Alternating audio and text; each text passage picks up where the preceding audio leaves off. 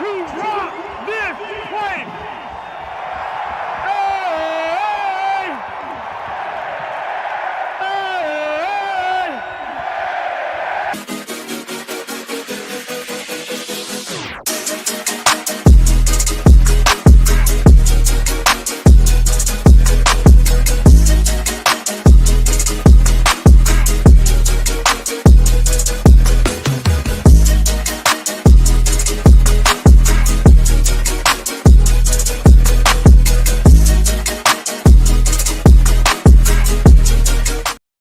Welcome to the Buffalo Sports Conversation Room. I'm your host, Jamie Malloy, and I'm ready to talk some Week 11 football. But first, I'd like to bring on my co-host, Joe Dalio. So without any further delay, here's Joe. Hey, Joe, how you doing? I am doing great. How about you, Jamie? I'm good. Like we said, great victory Monday yesterday and a victory Tuesday. Bills are on the national radar again after beating the Chiefs, handing their first loss. But as we know, we want to beat it. We want to finally beat them in the playoffs because we haven't had a hard time doing this in the regular season. But if we can finally beat them in the playoffs this year, which I think they have their best chance in a long time to do, because I think this team has a different DNA, would be even greater. Yeah, we were talking about that backstage. The Bills making national news here, and I just saw some stats too before we got on here about the number of people that watched this game. So we could talk more about that when we talk about the Bills game. But definitely this, had the attention of everybody. First of all, it was nationally televised at that 4:25 time slot there. So there was no other games on CBS at that time. And certainly the Bills showed up and put on a great showing for the country. So we'll certainly talk about that when we talk about this game. But definitely, the highlight of the season so far, for sure. Absolutely. So, but before we get into that game, are we ready to take a look at the Thursday night 8:15 matchup between the Washington Commanders facing the Philadelphia Eagles for first place in the NFC East? Yes, I guess we could talk about those other games, right? Okay, so here we go, folks. The Commanders got on the board for scoring with 3:26 left in the first quarter as Brian Robinson Jr. rushed it in for a 1-yard touchdown, giving Washington their first lead 7-0. With 19 seconds left in the half, Jake Elliott kicked a 21-yard field goal to bring the halftime score to 7-3 Washington. With 11:03 left in the third quarter, Zane Gonzalez connected on a 45-yard field goal to increase Washington's lead 10-3. The Eagles would score next as Elliott made a 31-yard field goal, cutting the score to 10-6 Washington at the end of the third quarter. With 12 minutes remaining in the fourth quarter, Jalen Hurts scrambled in the touchdown, but Elliott missed the extra point, giving the Eagles their first lead of the game, 12-10. With 4:58 left in the game, Saquon Barkley ran it in for a 23-yard touchdown to increase the Eagles' score 19-10. With 4:38 left in the game, Barkley scored another touchdown, this time from 39 yards to give the Eagles a commanding 26-10 lead.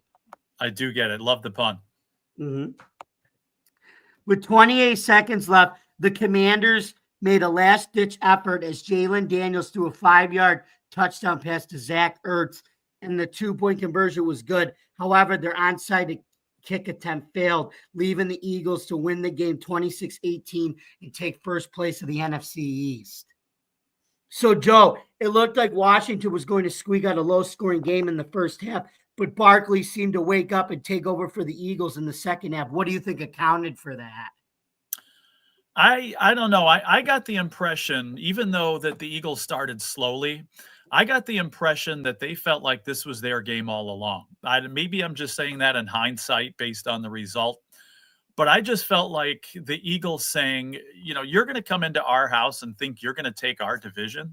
Now, I know the Eagles didn't win the NFC East last year, but they won it 2 years ago. And, I were the favorites, especially with Dallas floundering, certainly the favorites to win it again this year. And I just felt like they had the attitude like, okay, you're coming to our house and taking our division away.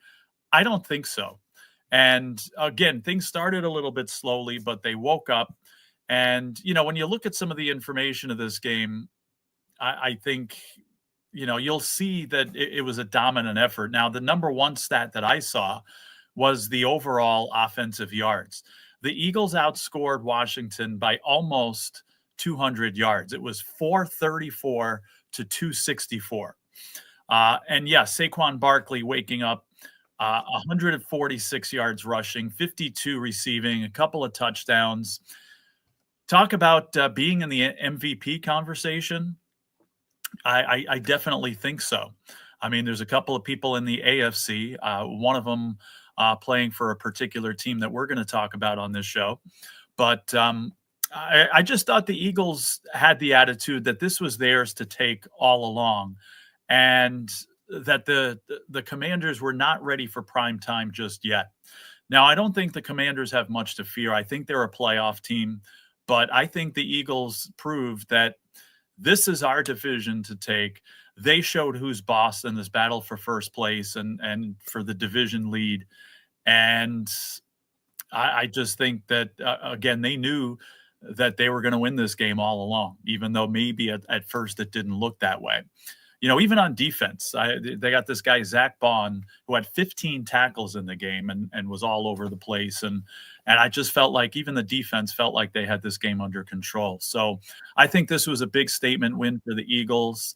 Again, no panic for Washington. I believe they still make the playoffs, but I think the Eagles just took one step closer to taking control of this division and winning this division.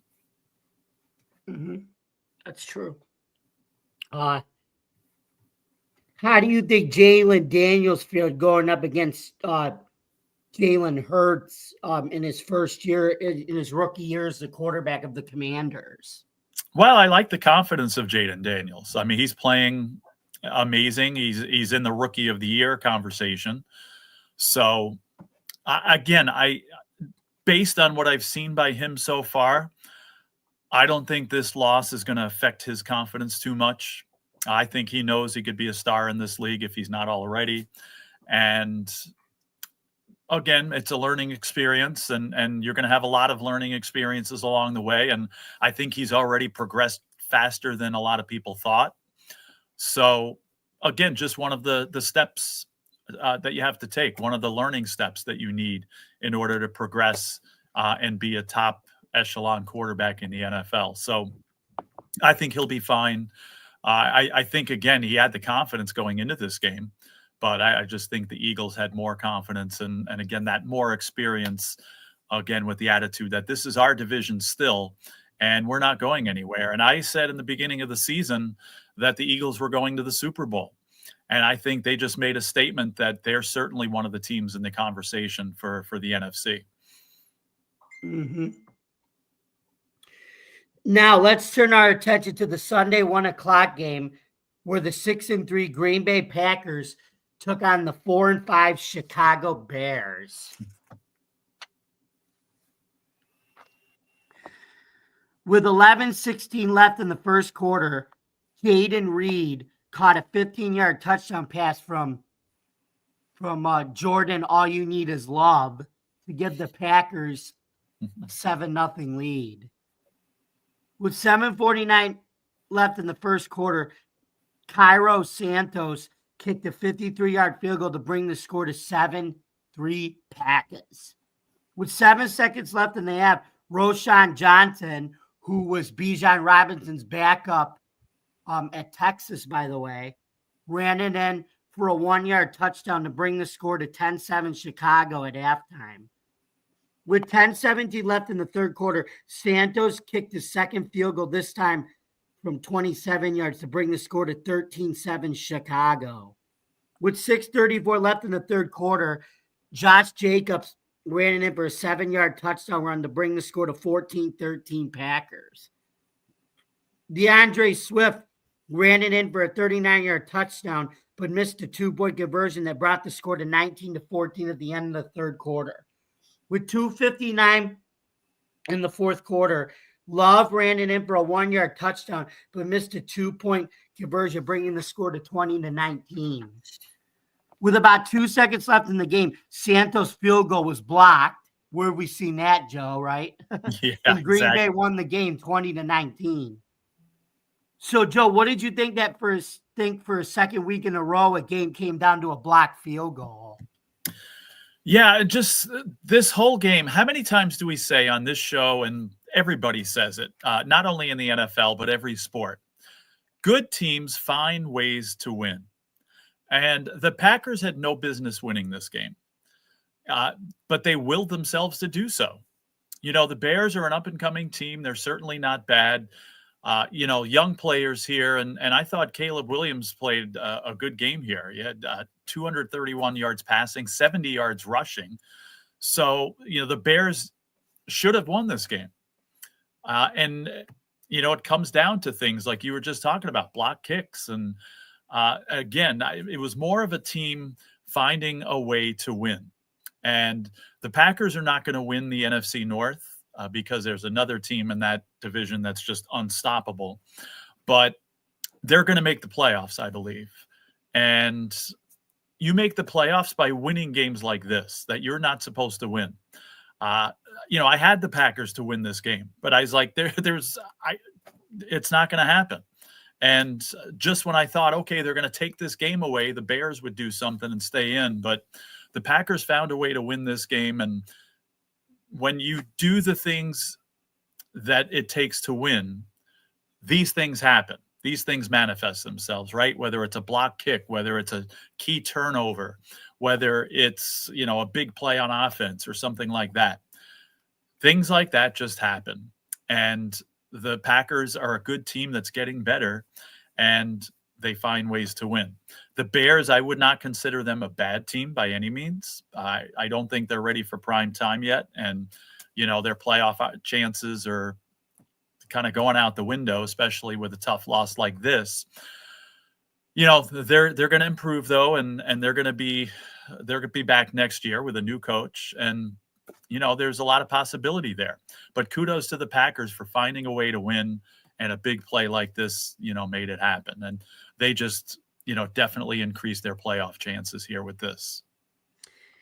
And speaking of Caleb Williams, what did you think of his maturation process under the new offensive coordinator? It seemed like he grew up for this one game and became a man, because he was playing like the moment wasn't too big for him, though. I agree with that. I mean, he has been taking a lot of criticism lately. And a lot of people feeling like he wasn't progressing as much as he should have. And I don't know if this had to do with the new offensive coordinator. I'm thinking in a lot of ways it did. Even if it's just a breath of fresh air and a fresh start, perhaps, maybe taking away some of that, the frustration and the lack of progress, I guess. So, I thought he played very well here, and we did see some maturity from him. And I think it did have a little bit to do with the offensive coordinator, maybe a lot to do with the offensive coordinator. But again, I just read the stats from him, excellent job. I mean, showing not only can he throw the ball, but he can run the ball. And again, I'm not going to base it just on one preseason game, but even in the beginning of the season, in the preseason, even when they played against the Bills, I was like, it's just preseason, but this guy looks like he can do something in the NFL. And he hasn't really proven that so far, but this was definitely a step forward, and I think showing what his true potential is. And I think he can only get better. And I think if he can finish this season strong, then the future is bright for him next year. Especially, again, there's going to be another fresh start, because it's highly unlikely that Eberflus is going to be with the team next year. So we'll see what happens with the Bears. So very good performance, by Williams this week. Yeah, I definitely think he took control of the offense, showed his leadership and everything. And I think the one good thing about Eberflus, even if he does get fired, I think he'll get a defensive coordinating job somewhere though, because he is very good at that. I agree, and we've seen that happen. I mean, some of these coaches that didn't do too well in the NFL, they go back to coordinator jobs and they do excellent work. So, I wouldn't be surprised if the same thing happened here. Mm-hmm. And I mean, look at what he's done with the Bears defense, even as a head coach. He improved that unit each year, though. Mm-hmm. Yeah, like I said, I agree with you. I think he can get a defensive coordinator job and really help another team next year. Mm-hmm. Okay, so let's see. We're going to move on to now turning our attention to our game of the week, the Sunday 425 showdown between the 9-0 Kansas City Chiefs and the 8-2 Buffalo Bills. Mm-hmm. After an interception by Taylor Rapp, James Cook scored his 10th touchdown of the season with a 3-yard run with 4:15 left in the first quarter to bring the Bills' lead to 6-0. Ooh, he just scored. Feed me more. Xavier Worthy scored on a 10-yard pass from Patrick Mahomes with 14:50 left in the first quarter to give the Chiefs their first lead, 7-6. With 10:13 left in the second quarter, Cook ran it in for another touchdown, feed the man again, this time from 6 yards to bring the Bills lead back to 13-7. And this touchdown was again brought to you by Uber Eats. Mahomes passed a 2-yard touchdown to Noah Gray with 2:53 left in the half to make the score 14-13 Kansas City. With 5 seconds left in the half, Tyler Bass kicked a 33-yard field goal to bring the lead back to the Bills, 16-14 at halftime. Allen then threw to Curtis Samuel, scoring a 12-yard touchdown to increase the Bills' lead to 23-14 with 12:57 left to go in the fourth quarter. With 7:58 left in the fourth quarter, Noah 50 Shades of Gray caught his second touchdown pass of the game from Mahomes, this time from 2 yards to cut the Bills' lead to 23-21. With 2:27 left in the fourth quarter, this was the play of the game. Allen scrambled it in for himself on a 4th down for a 26-yard touchdown run to bring the score to 30-21 Bills. With 1:07 left in the game, Terrell Bernard picked off Mahomes to seal the Bills' victory with the final score 30-21 and giving the Chiefs their first loss of the season. So, Joe, doesn't it feel good to start and actually finish a game against the Chiefs with a pick from our defense? Yes, it does.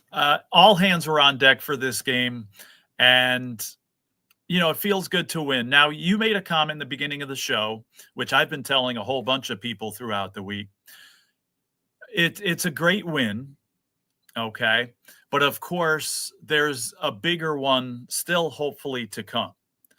And again, whether or not this team could beat the Chiefs in January remains to be seen. But let's not worry about that yet. Let's savor this victory because definitely, again, every aspect of the game, you could say the Bills played well enough to win this game.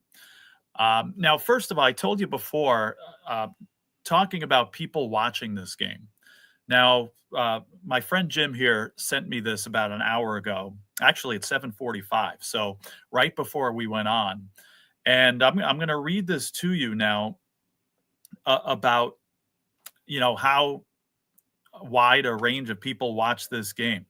So it said about 31 million viewers tuned into this game. All right. Which improved the Bills, first of all, to 9-2 for the first time since 1992. Now, it says here, not only was this the most watched game of the 2024 NFL season so far, but it's also the most watched regular season NFL game, excluding Thanksgiving and Christmas, since the Patriots-Colts game. A couple of guys named Brady and Manning, perhaps. Week 9 of 2007, which had 33.8 million viewers. This game had 1.2. That matchup featured the 8-0 Patriots and the 7-0 Colts. Okay, and it just says that here. Now, additionally, it says the Bills-Chiefs is the 4th most watched national window on record, dating back to 1988. All right, and ranks among the 10 most watched NFL games on record in any window, excluding Thanksgiving. So, I don't have the the Sports Business Journal. Austin Karp. So I want to give credit to whoever wrote that article. So that's where that article is from. And again, I appreciate my friend Jim sending that, and I figured I'd share it here. So this game was huge, and it there's the stats to prove it. And people were watching the Bills shine here. So all aspects of it.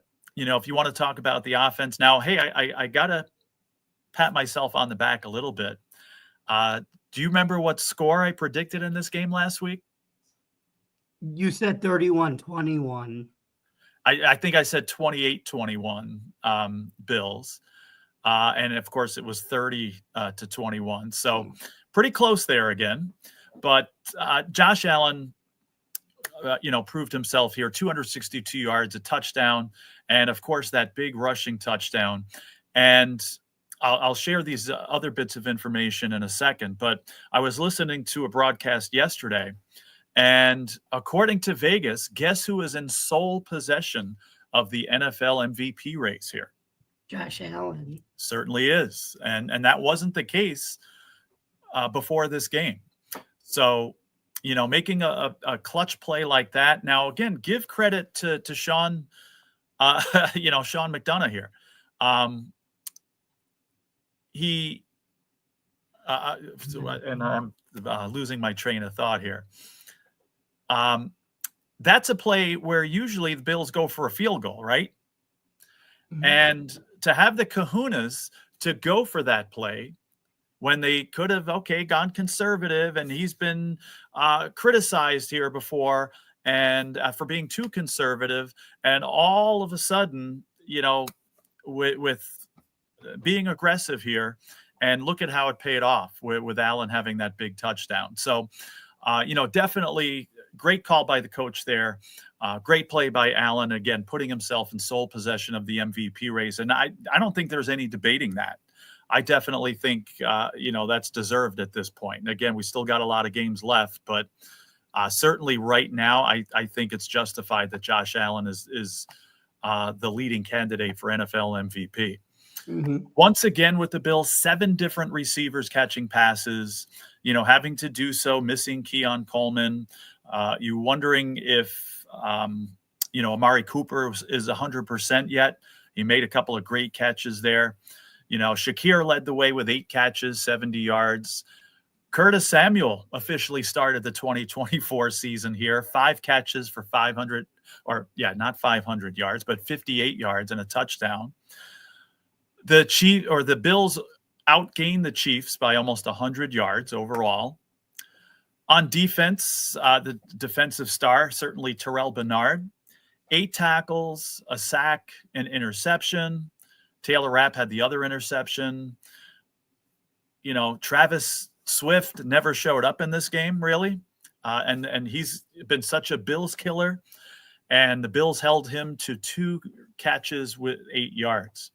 So, holding Travis Kelce Swift here to that certainly played a factor. So when you look at the offense, again, the Bills shined. When you look at the defense, the Bills shined. Not that the Chiefs played a horrible game here, but, we both talked about it beforehand. I think they were due to lose. I think as much as I think anyway, the Chiefs are going to win another Super Bowl. Certainly didn't expect them to go undefeated. I keep saying they're going to go on a little losing streak at some point. But certainly I thought everything was aligned here for the Bills to win this game.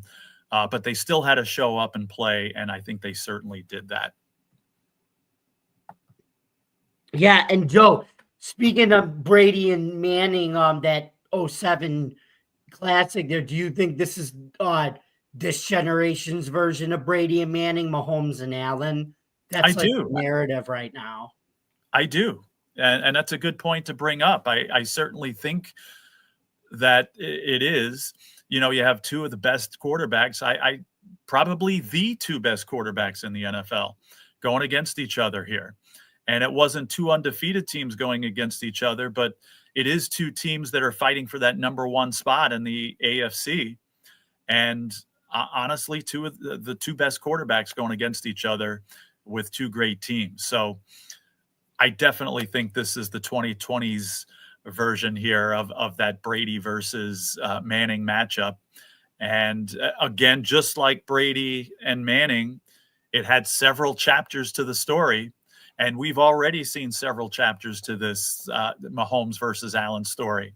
And something tells me there's going to be a few more before it's all said and done. So definitely is the 2020s version of what was going on 15 plus years ago. Now, we know that the Bills are on a bye next week, so we will go ahead and predict for week 13 against the San Francisco, or as Joe says, the Santa Clara 49ers. And if I remember correctly, in the beginning of the season, Joe, you predicted the Bills would beat the 49ers, and I actually took San Fran to beat the Bills, but I think I'm going to change my mind. Joe, do you want to give your prediction first to our audience?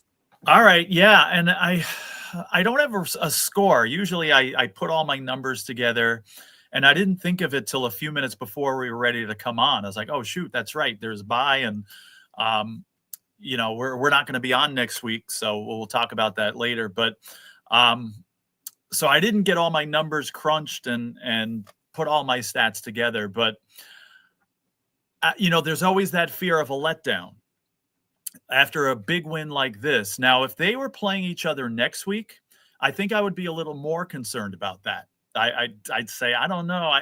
Because in the beginning of the season, I did pick the Bills to beat the 49ers. And I'd be a little concerned if this game was this Sunday.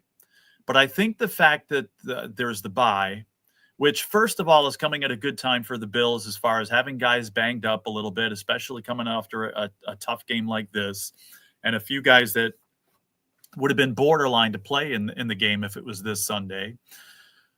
I think, though, with the chance to prepare for this game, with the chance to savor the victory against the Chiefs now, but get down to business by the time this game is, in 2 weeks here, I think the Bills will win this game. And I'm just going to take a score off the top of my head. I don't have an official one here, but I'm going to say Bills 24 and Santa Clara 20. Good minds think alike. I think the Bills will win this game, but it could be a much closer game than it was against Kansas City. But I think they take care of business. I'm going to say the Bills win 27-20 or 27-20. Okay, sounds good. Now let's move on to the Sunday night 8:20 game between the 4-6 Bengals taking on the 6-3 Chargers, as Arnold would have said back in the day. Chargers. Oops. Hold on. Sorry, Joe, you're back. I accidentally logged you off. But that's right. Anyway, what did I say that you kicked me out of the podcast? I didn't say anything. Don't worry. Anyway, the Bengals took the lead as Evan McPherson kicked the 26-yard field goal to bring the score to 3-0 Cincinnati with 6:27 left in the first quarter. With 3:34 left in the first quarter, Will Dissly caught a 29-yard touchdown pass from Justin Herbert to bring the score to 7-3 Chargers. With 12:54 left in the second quarter, McPherson kicked his second field goal, this time for 27 yards, to bring the score to 7-6 Chargers. With 11:02 left in the second quarter, Quentin Johnson hauled in a 22-yard touchdown pass from Herbert to bring the Chargers lead to 14-6. With 4:35 left in the half, J.K. Dobbs hit a 1-yard touchdown run to increase the Chargers lead to 21-6. As time expired at the half, Cameron Dicker, the kicker, hit a 19-yard field goal to end the halftime score 24-16 Chargers. With 10:29 left in the third, Dicker kicked another field goal, this time from 53 yards, to bring the score to 27-6 Chargers. The Bengals began a rally as Jamar Chase caught a touchdown pass from Slim Shady Burrow to cut the lead to 27-13 Chargers. With 2:53 left in the third, T. Higgins snagged a 42-yard touchdown pass to bring the score 27-20 to close out the third quarter. With 12:21 left in the fourth, Chase scored on a 17-yard pass from Burrow to knot the score at 27-all. Well, it looks like Burrow really pulled a Houdini there after being down 27-6. But abracadabra didn't last long, as with 18 seconds left, J.K. Dobbs reached in his back pocket and ran the ball in for a 29-yard touchdown, and a failed Hail Mary attempt by Burrow sealed the win for the Chargers that brought the final score to 34-27 Chargers. So, Joe, what seemed to slow down Herbert and the Chargers in the second half and let the Bengals come barking back? Well, that's a good question. Now, before I answer that, I'm going to redeem myself here, because as you're talking here, I'm thinking the Bills, I called the Bills coach an old broadcaster here. I think I called him Sean McDonough. And it's Sean McDermott, of course. So anybody that caught my little mistake there, I apologize. Sean McDermott made the bold move and went for the fourth down play, which resulted in Allen's touchdown. But all right, let me get that off my chest. And I'll also say this. You said great minds think alike. It's funny because when I wrote down my notes for this game here, I said something about a Houdini act. And the fact that the Bengals are not going to be pulling the Houdini act this year. They always start slowly and you think, oh, that's it. The Bengals are dead. They're not going to go anywhere this year.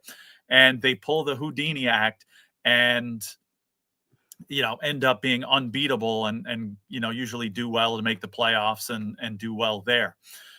So that is officially not going to happen this year after this loss. Now, to answer your question, as far as what happened, I think it was just a team that was playing well, the Chargers, and maybe just let up a little bit.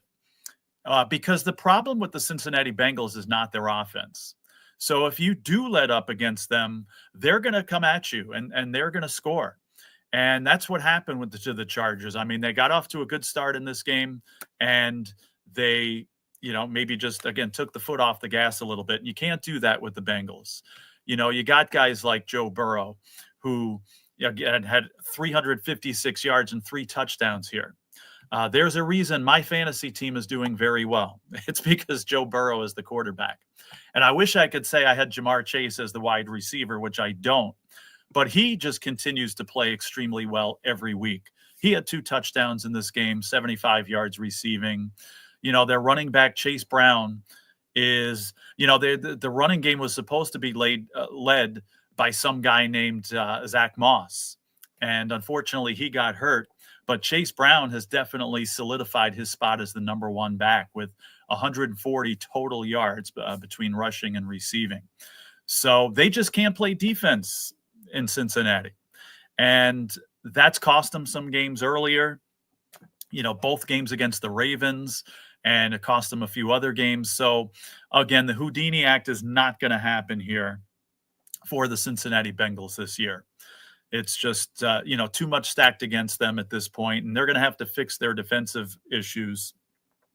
And now, time is running out possibly for some of these offensive players. So going to be very interesting to see what happens with Cincinnati going forward.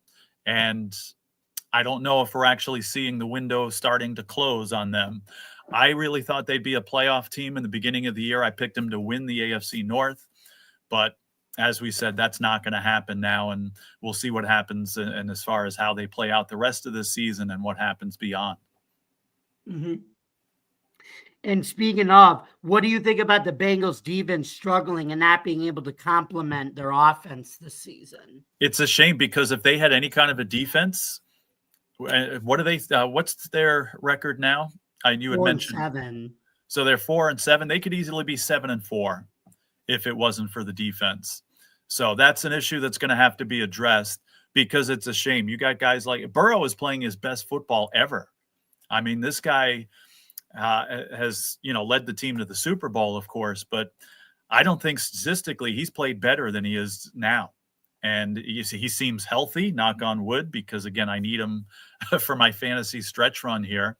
But he's playing as well as he ever has. So is Jamar Chase. He's had great seasons before, but the two of them together are just lighting it up here offensively. So it's a shame because a team that has had a knack of winning close games in the past, and again, it got him to the Super Bowl, just hasn't happened for him this year. Even in a game like this where the Chargers pretty much let them back in the game, but they still weren't able to take advantage of it. And, it's sad to see. As a Bills fan, I don't have too much of a problem with it because that's one less worry now for the Bills and their pursuit of winning the AFC. But, sad to see for Cincinnati fans and, sad to see a good team that, kind of went south there a little bit. And that's one thing. It's funny because, in the beginning of the season, I was kind of afraid the same thing might happen to the Bills. Not so much because of defense, but I saw them taking perhaps a step back and, being a team that's played so well for so long, maybe taking a couple of steps back. But as we see, if anything, the Bills have taken steps forward this year and are a legitimate Super Bowl contender. But the Cincinnati Bengals, unfortunately for them, are not. Mm-hmm. So now let's head to our last game of this week. The Monday night 8:15 matchup with the 6-4 Texans taking on the struggling 3-6 Cowboys at AT&T Stadium. With 12:50 left in the first quarter, Houston got on the board first as Joe Mixon-Match rushed it down the field for a 45-yard touchdown run to bring the score to 7-0 Texans. With 54 seconds left in the first quarter, Mixon scored his second touchdown, this time for 1 yard, bringing the Texans lead to 14-0. With 14:51 in the second quarter, Cavante Turpin scored a 64-yard touchdown pass from Cooper Rush to cut the score in half to 14-7 Texans. With 9:13 left in the second quarter, Kai Fairbairn kicked a 33-yard field goal to increase Houston's lead to 17-7. With 6 minutes left in the second quarter, Brandon Aubrey kicked a 53-yard field goal, cutting the lead to 17-10 Houston. With 1 minute left in the first half, Brandon Aubrey missed a 40-yard field goal that would have ended the half 17-13, but instead it remained 17-10 Houston at halftime. With 7:07 left in the third quarter, Fairbairn kicked his second field goal of the night to increase the Texans' lead to 20-10. With 12:44 left in the fourth quarter, Rush fumbled the ball and Derek Barnett recovered and returned it for a 28-yard touchdown to increase the Texans' lead to 27-10. With 3:19 left in the game, Mixon scored on a 1-yard touchdown to bring the score to 34-10 Texans, and that is where the game would end. So, Joe, what did you think about the Cowboys actually battling in the first half, even with all these injuries against Houston? It's a question that I had going into this game, and I actually have for the rest of the season with the Cowboys. It's going to be very interesting because they're either going to battle like they are here, or they're just going to lay down and die. Now, I tend to think that we're going to see them battle. You got Cooper Rush trying to prove himself. He threw for like a 350 yards in this game. So, he showed up for it. The Cowboys, I felt like, showed up for this game and, just came up short. I mean, the Texans are a much better team and showed it on the field. But, the Cowboys have some key games coming up. I mean, they got Washington coming up here now. That Washington's like 10-point favorites in this game. But I have a feeling Dallas is going to play them close. And it's going to be interesting to see. Like I said, I was thinking that there's, everybody knows McCarthy's not going to be back next year. Or if I'm a Cowboys fan, I'm thinking he better not be back next year. But I don't think he'll be back. And, they're going to press the reset button. So, again, it's what kind of Cowboys team are we going to see here? So that'll be interesting to see. Now, if you look at this from the Texans side, if you're CJ Stroud, I think you need to figure out how to play better on the road, because there's such a big difference. I don't have a statistical list in front of me right now, but it seems like CJ Stroud is amazing at home and struggles on the road. And the same was true here. He didn't have his best game. It was other people, like Joe Mixon scoring 3 touchdowns here and the supporting cast getting it done. And, so Stroud's going to have to figure that out. And especially, down the road, if you're playing big games on the road, you're going to have to figure out how to play better there. The Cowboys, on the other hand, are going to have to figure out how to play better at home. I say it every week here. They were 8-0, so dominant at home last year in the regular season before the playoff meltdown. But they've been outscored 37-14 in home games this year.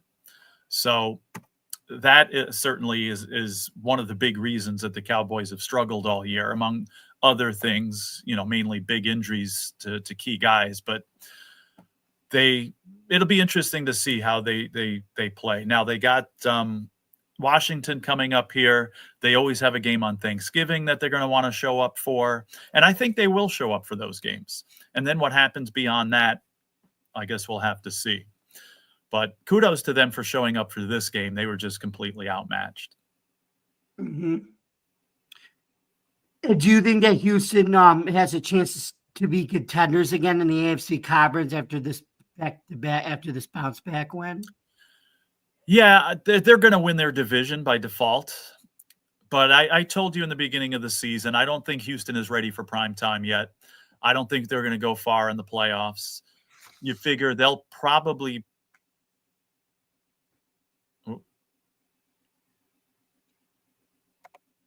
Wait. Hold on, wait. There we go. Go ahead. There we what go. were you saying? I was going to say that they'll probably be the number 4 seed in the AFC playoff race, I think, and perhaps win their. But even if they're the number 4 team, they're going to be playing a team like, I don't know, I almost said San Diego, the LA Chargers, the Baltimore Ravens, a team like that. So I definitely, Denver Broncos even. So I think even though they're going to be playing at home, they can easily be beaten that first round. And in fact, I think they will be beaten in the first round against one of those teams. Now, again, the ceiling for CJ Stroud is so high, and he's got a great supporting cast. And if the team looks like this next year with another, year of experience under their belt, they could perhaps be more of a contender then. But I just don't think they're quite ready just yet. They're certainly not a bad team. They're a fun team to watch. They have, again, an excellent offense and a growing quarterback, some of the best receivers out there. But I just don't quite think it's their time yet. What do you think? Do you think they have a chance to go far, or do you think that, again, maybe they're not? I think they're still a year away. Okay. Yeah, that's what I think. Mm-hmm. Still getting used to this first place schedule. They still have some tough games coming up. Again, it's not a matter of them winning the division or making the playoffs, because I think that's going to happen by default. And I think they'll have a good enough record that they would deserve to be there anyway. But there's just so many other good teams in the AFC that are not going to win their division. Like I said, the Ravens come to mind. Or the Steelers. If the Ravens end up taking the division, then you're going to still have the Steelers there that could potentially be there. Or like I said, the Chargers or the Broncos or somebody like that. So, they're going to have a tough matchup in the beginning, and certainly be playing a team that I think can beat them. Mm-hmm. I would agree with that. especially if you're the Pittsburgh Steelers. Right. It's now that time in our show for a question of the week segment, Joe. So, Joe, would you like to give it a try? Yeah, I don't have a special guest safety net this week to protect me, so I guess it's all on me. So let's give this a shot. It is all on you. So, Joe, here's your question. Can you guess this NFL team? They've had 5 Super Bowl losses. Wait for it, though. They've had 3 Super Bowl wins. Is it the New England Patriots, Denver Broncos, Oakland, now Las Vegas Raiders, or Miami Dolphins? All right. I think I know this one without having to default. Now, I thought this team was going to turn out to be like the Minnesota Vikings or even before Buffalo got involved. I thought they were going to be the Minnesota Vikings and Buffalo Bills of the Super Bowl. But they had a guy named Elway that broke that curse there. And later on, a guy named Manning that took him to the promised land. So I'm 99.5% sure that we're talking about the Denver Broncos. You got it, Joe. Correct. It was the Denver Broncos. Congratulations, buddy. You got that right. And I didn't need to bring in a special guest to help you out here.